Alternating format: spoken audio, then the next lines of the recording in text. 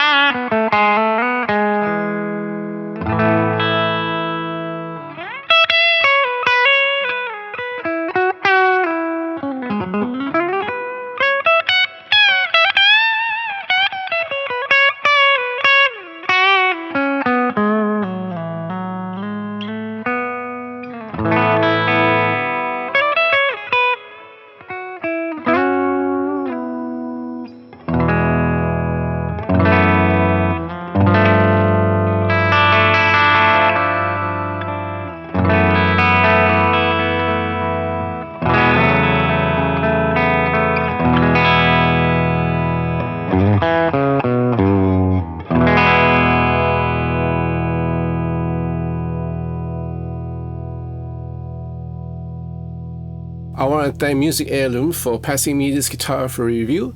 This is brand new, so not too sure about the year, but yeah, it's basically a brand new guitar. This is the Les Paul Standard 50s in a fuchsia finish. Very nice, you know, very eye-catching.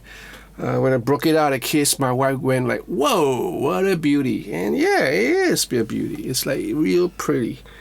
All right. Anyway, let's go through the appointments first before I give you my point of view. You have a mahogany body, as most Les Pauls do. You have a double A figured maple top, right, in this fuchsia finish, and it's a nitrocellulose finish. So through the years, if you're going to keep this guitar, you're going to have nice checking, yeah, which is something a lot of Gibson Les Paul players look for. You have a what you call it, a mahogany neck, right? A nice piece of mahogany neck, I must add. You have a Indian rosewood fretboard, and this is a vintage 50s neck profile. You have a 12-inch fret radius. You have a Grav-Tac nut with a nut width of what is this? 43.05 millimeters, and then you have a very nice vintage Gibson Deluxe tuners, right? Truss rod adjustment over here with a custom logo, the Les Paul headstock, right? And then you have block inlays, right? Really nice pearloid block inlays. Yeah, so there's a sort of a rollover on the side of the fretboard with this binding, this white binding. You have black dot markers at the side, right? For the body, you have a nice pickguard, a cream pickguard with a 3-way pickup selector switch, 2 sets of volume and tones. There's no push-pull, nothing fancy. You have an ABR1 classic Tune-O-Matic bridge with an aluminium stop bar tailpiece. And for the 2 pickups, you have for the neck a Burstbucker 1 and a Burstbucker 2 for the bridge. These are the Alnico 2 magnets, right? And you also have orange drop capacitors for your pot, so you are able to tone down your volume and not lose any high frequencies. So it's nice. It also comes with a Gibson hard shell case with very nice aroma. I think it's vanilla extract, if I'm not mistaken, and the other accessories like a strap and other stuff. Yeah, and this guitar is factory strung with 0-10s to 46. Right. Nice finish. I kind of like this color, fuchsia. So I don't see it on the guitar. Maybe I did once or twice, but not really common. So it looks nice on a Les Paul.